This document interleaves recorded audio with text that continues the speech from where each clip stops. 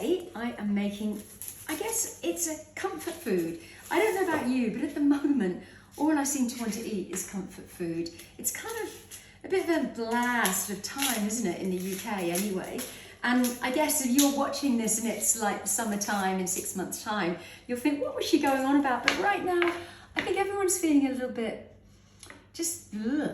And this is something I eat just because I love it. It's easy, it's fast, and for me, it's like comfort in a bowl.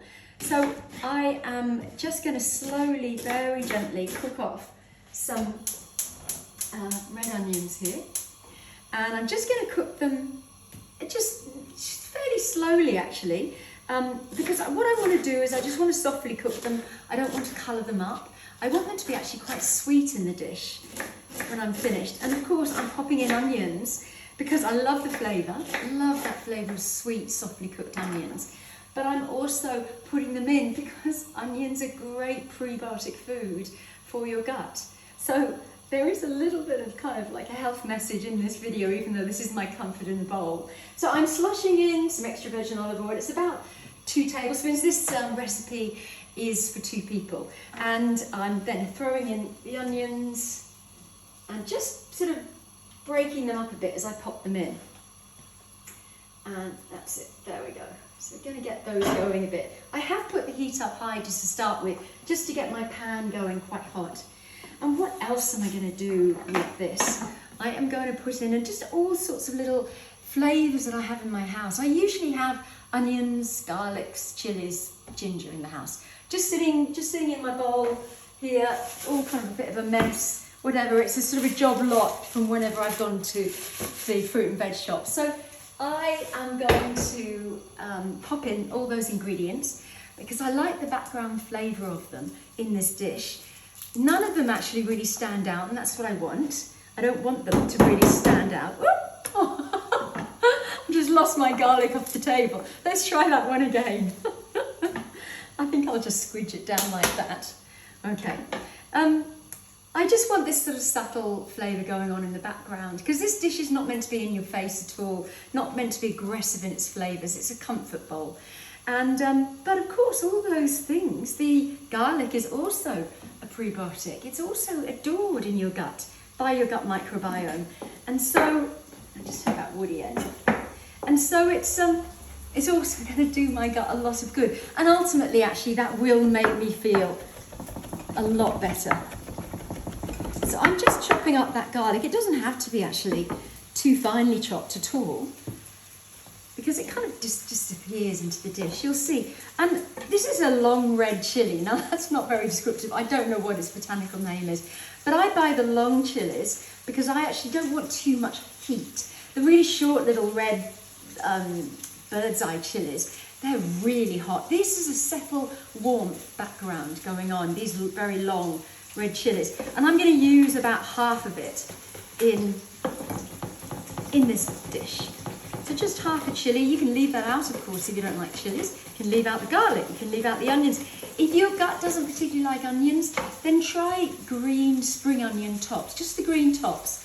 Generally speaking, that can be quite well tolerated on somebody who can't really tolerate actual onions and garlic too well. And then I'm just going to pop in a bit of ginger.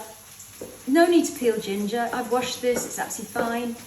I'm just going to, it's just a background. So just a few thin slices here, and then I'm just going to chop that up. Now I can hear those onions getting going probably a bit too fast. So what I'm going to do is I'm just going to turn that heat down and give them a bit of a mush around. I'm actually not going to add the garlic just yet because I absolutely don't want the garlic to catch in the pan. I don't want it to go, you know, how garlic can catch quite easily in the bottom of a pan, a fry pan, and then it kind of almost develops a bitter flavour, and I don't want that at all. So we've got those gorgeous little background flavours going on. And then the greenery. The greenery, vegetables always go massively into my lunches, my dinners. This is actually going to be a lunch dish of mine. And I've got half a pretty large broccoli floret, and I'm just going to shave it. Okay, so you see what I'm doing here? I'm just shaving it. I mean, you could do this on a mandolin or something like that as well. Just shaving it up here. Okay, so that means it cooks quite fast. It's just like this kind of broccoli shavings. So that's going to go into the dish. And then I've got some kale here. It's not the really chewy, almost like slightly spiky kale. It's kind of quite some soft open kale here, which is just growing in the fields near me at this time of year. So I thought, okay, I'll just get some greens that are local. And so I'm just going to fairly finely chop this. In fact, the stalks are not very woody on this type of kale.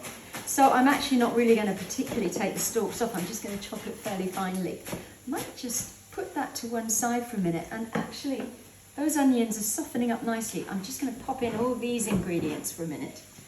In they go. So that's the shaved broccoli, the garlic, the onion's already in there, the garlic, and that's the chilli, and that kind of like hint of ginger.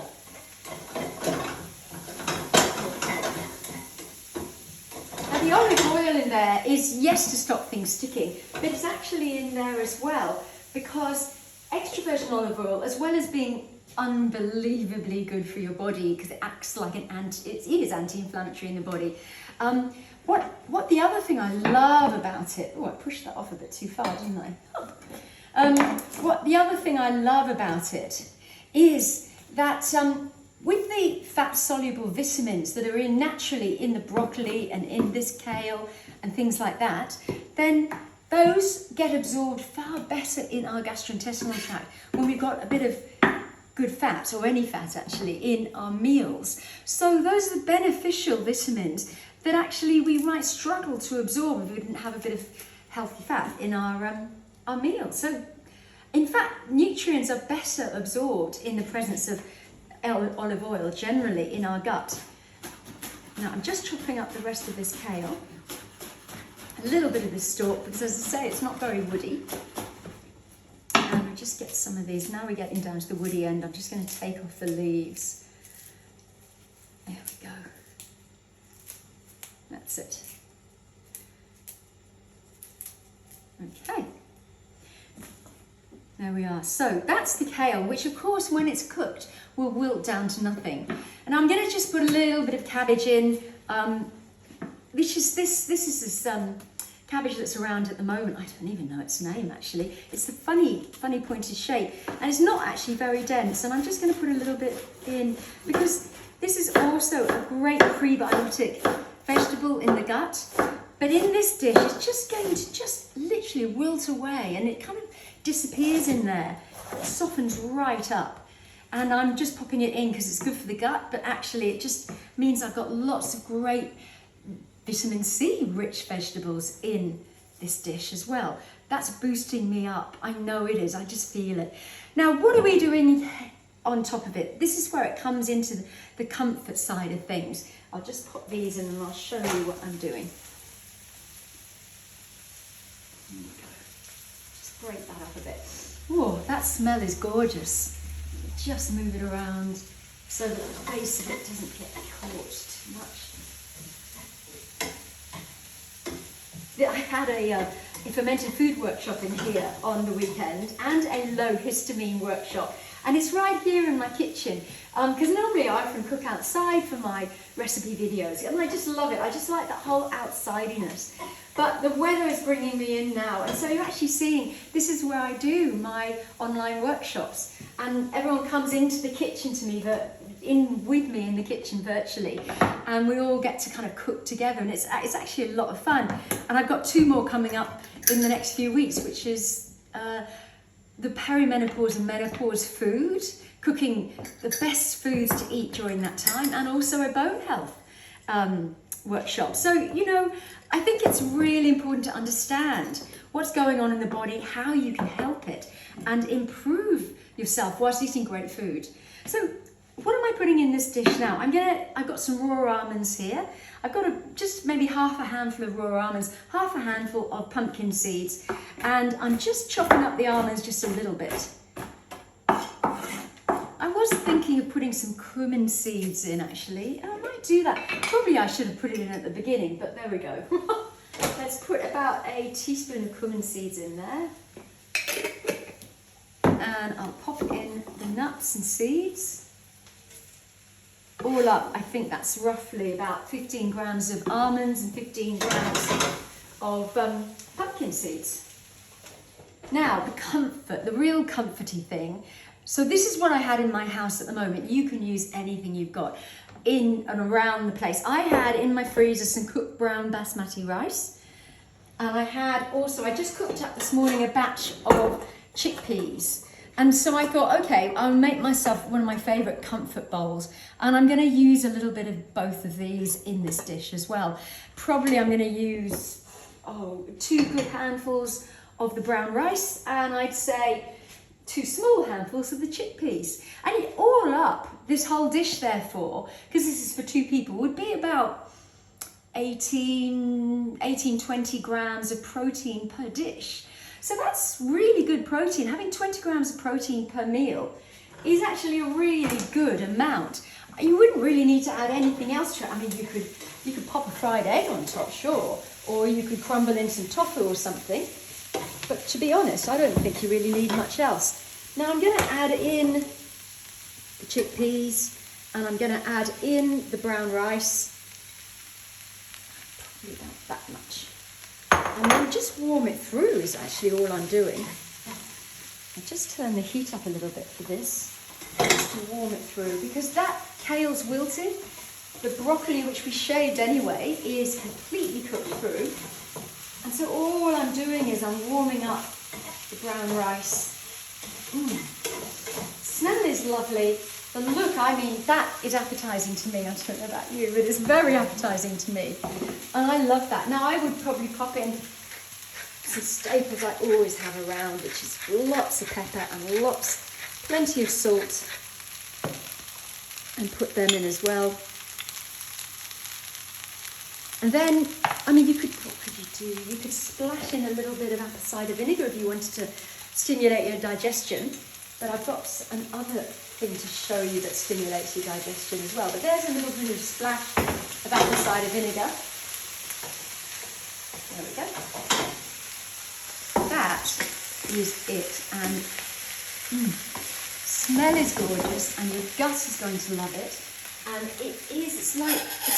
honestly, for me anyway, it's comfort in a bowl. So let's just portion it out and I'll show you. There we go.